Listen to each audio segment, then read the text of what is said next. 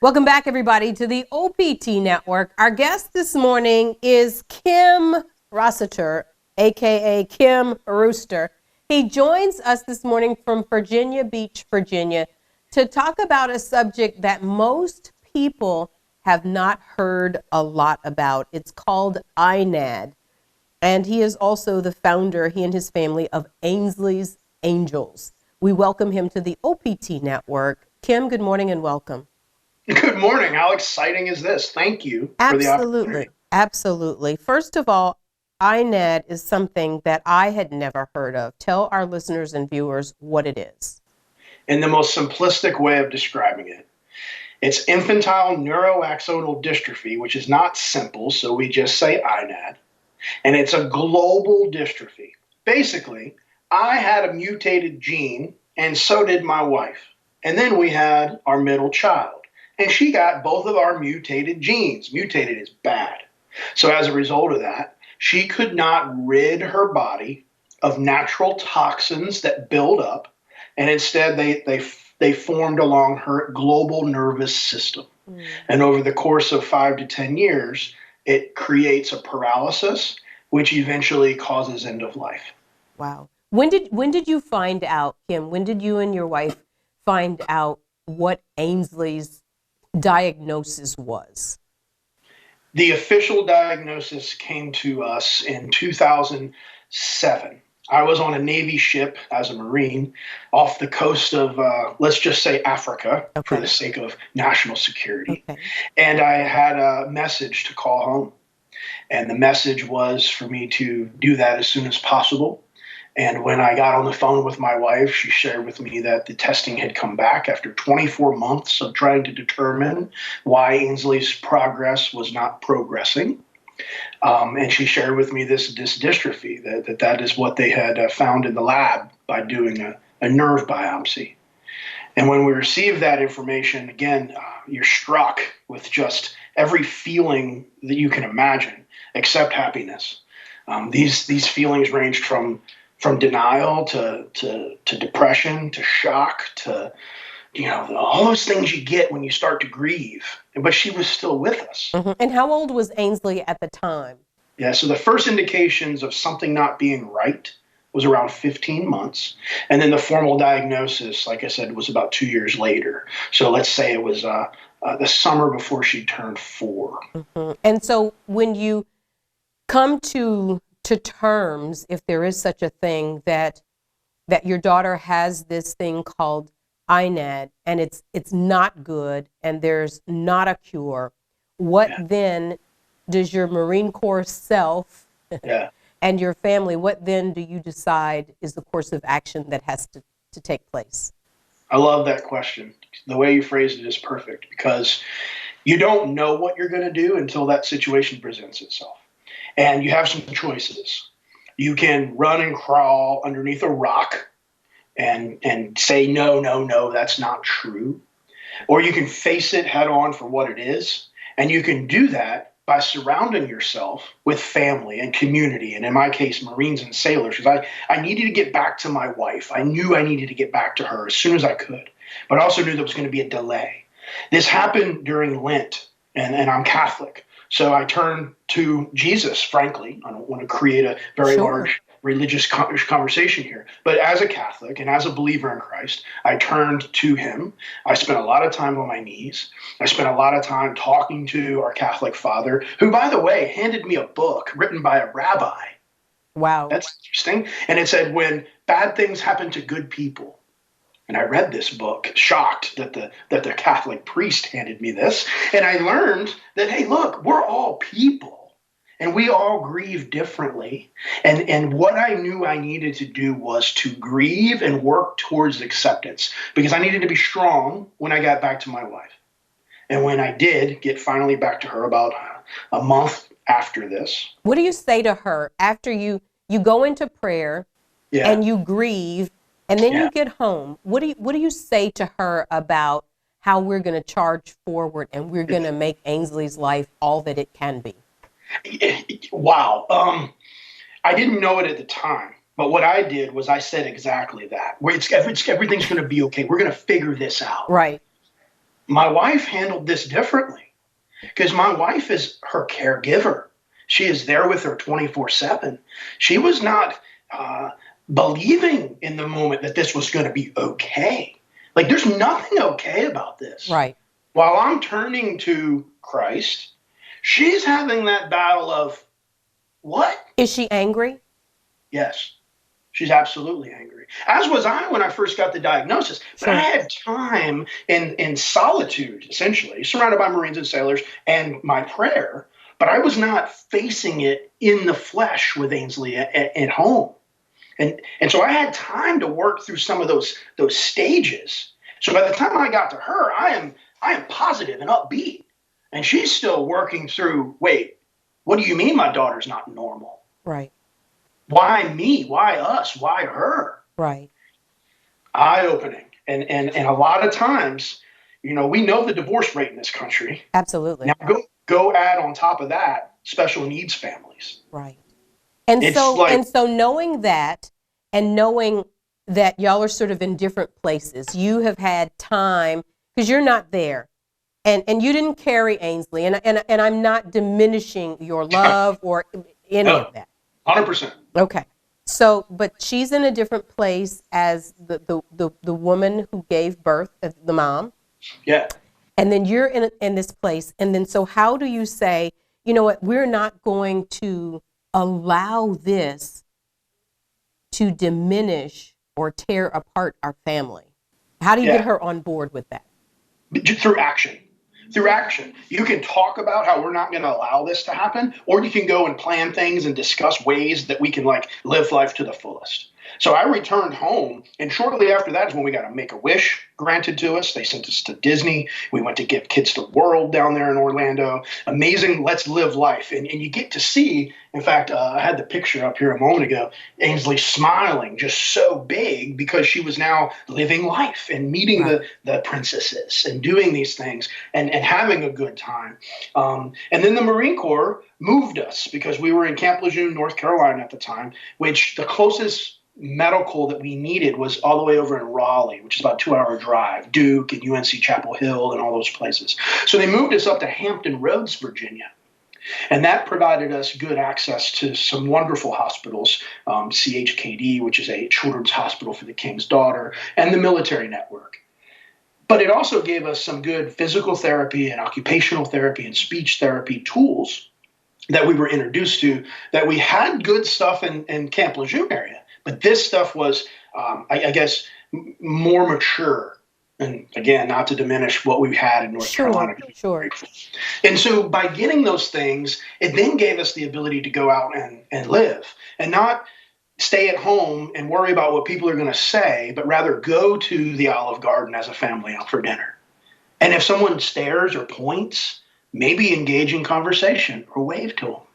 So by doing these types of things and seeing that we can live life to its fullest, that began to give us, I guess you say, execution through example.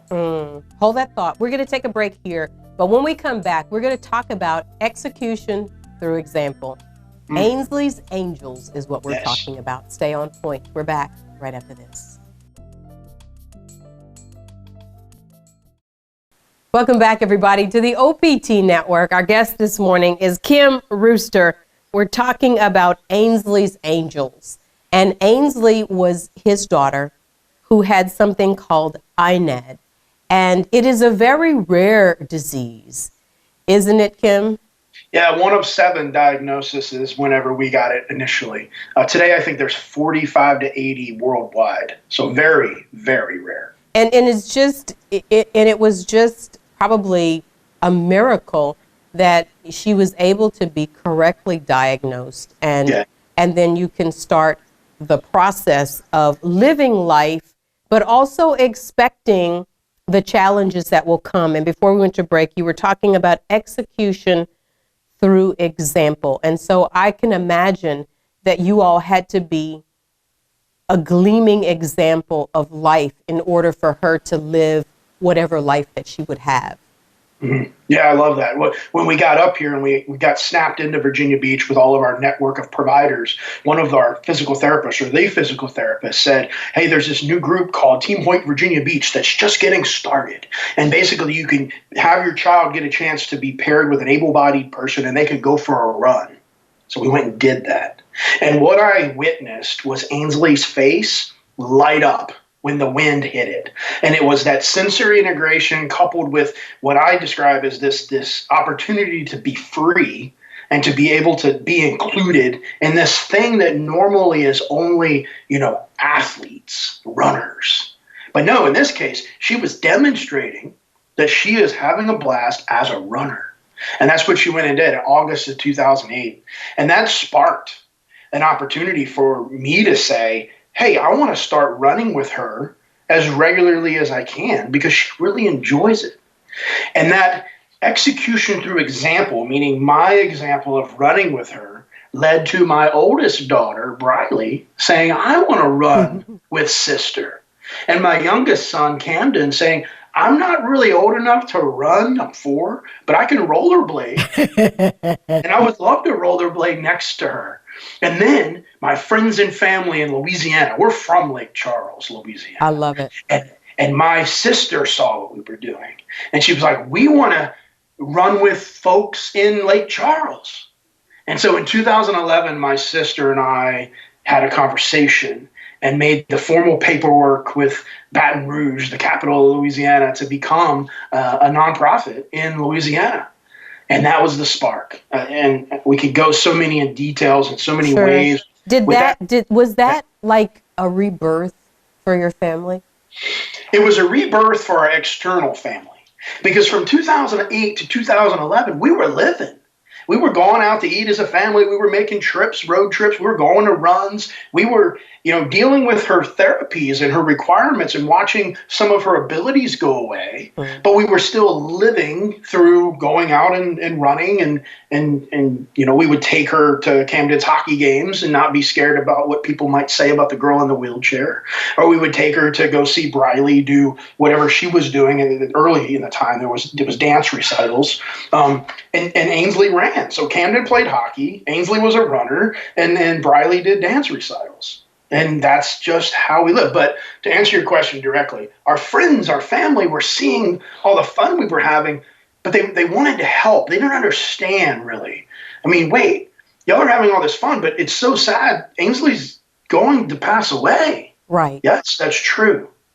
But so where do you put that, though? You know what I'm saying? Where do you put that? Because everybody around you sees, well, y'all are having all of this fun, but her life is going to only be for a limited time. Yeah, sure. Where do you put that? Well, you educate them along the way, and you educate them on the reality of it, which is, we can turn to prayer and ask for a miracle, meaning suddenly she's cured, or we can look at it this way. She's already suffered a lot of nervous system damage. So even if there was a cure, this might not go over well with some of your listeners, but bear with me. Okay. Even if she was cured immediately, she's still got nervous system damage globally that it would prevent her from being able to walk. And a lot of the things you learn from ages 0 to 5, 6, 7, she didn't learn those things because the nervous system didn't allow her to. So once we got our hands around the idea that, even if she was cured right now, meaning she didn't have INAD anymore and her nervous system could function naturally, she's already got nerve damage. Right. Unless you do nerve transplants globally, you can't really fix the nerves once they're damaged, right? At least that's my understanding. Right. So we didn't spend a lot of energy there. We spent a lot of energy on what can we do next that's going to be fun and exciting that Ainsley can enjoy? What can we do to increase her quality of life? Mm-hmm. And that became the thesis. And so you're doing that, and Ashley is growing, and she becomes a teenager. But is there ever a time, Kim, where you are seeing the decline, and you are knowing that death is going to be imminent? Yeah, there's a time every single day. It's right in your face. I mean, this really started to happen once she came down with pneumonia. So I was on an elevator with her in 2011, maybe 2012.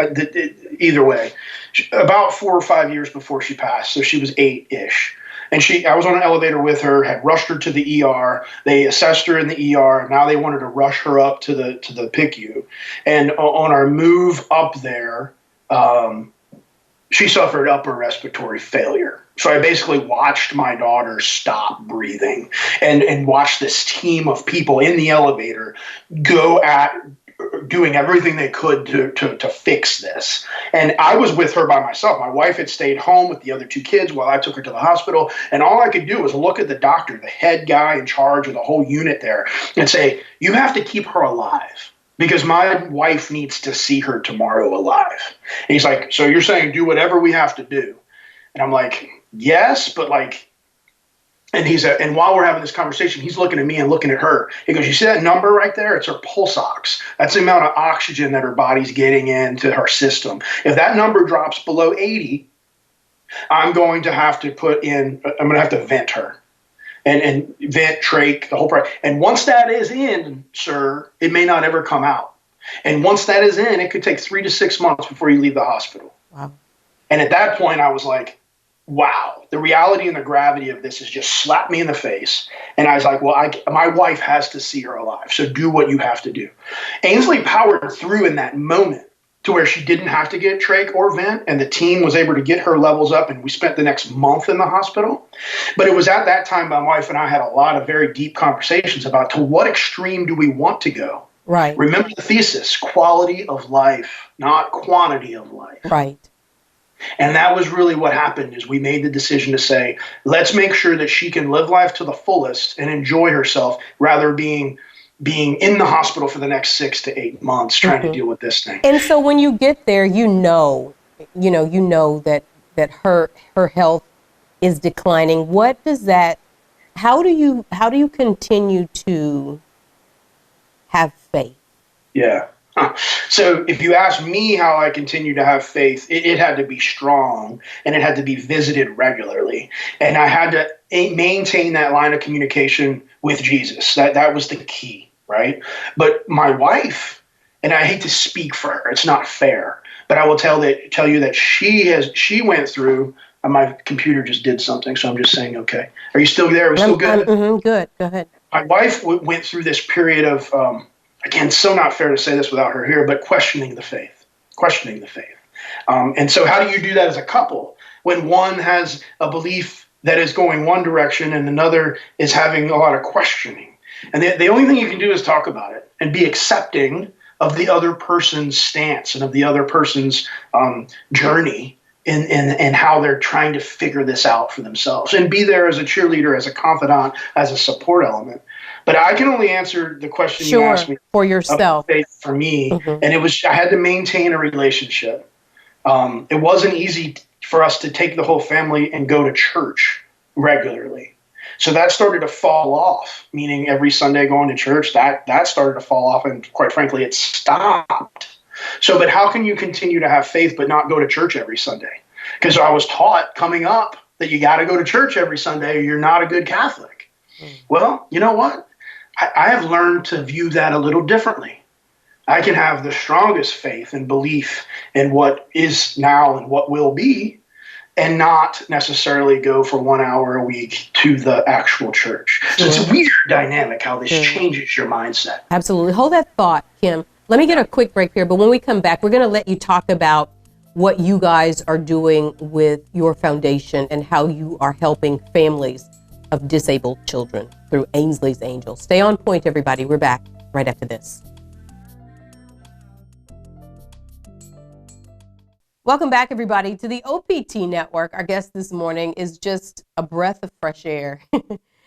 Kim Rossiter is our guest this morning, and we're talking about his daughter, their family, and Ainsley being born with a genetic defect that would shorten her life, and how the family sort of went through the journey of helping Ainsley live the life that she had, the 14 years that she had on the planet, to the full.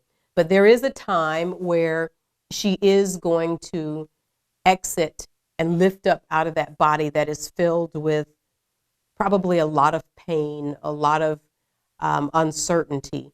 And when that time comes, how does your family prepare if there is such a thing? Yeah. So about a year before her passing, this would have been in February, March timeframe of 2015. We talked with her pediatric respiratory doctor about the increased need for her to have a little bit more assistance with breathing at times, especially at night and sometimes during the day. And the reality of the situation at that point was that we needed to entertain hospice because we had made a decision that we didn't want her to be in the hospital for 3, 6, 9 months. We didn't want to visit the hospital every day. We wanted quality of life and want the family unit together. And so we signed a do not resuscitate order, a DNR, and we accepted the hospice that was offered through an organization here locally, which actually was the first ever hospice for pediatrics called Wow. Edmark. Wow. And they came and they helped us along in that year. And I will tell you, the hospice word is so bad. No, it isn't. They taught us that hospice is increasing quality of life and living your final days, months, in Ainsley's case, year, in the best way possible. So it was an amazing blend. And isn't it so important how they help to prepare you Yes. through the process and how their love and their care is so critical?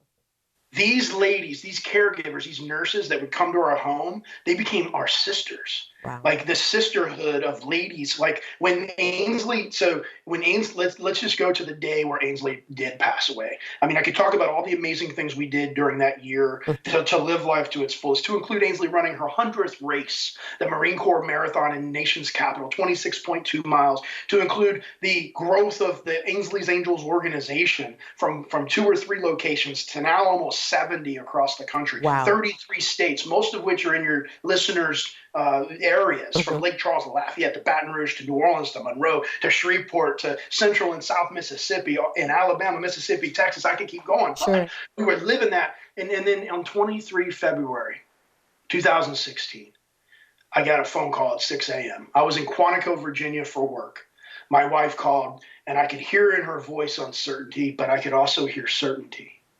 And she says, Ainsley's gone. Wow. I think.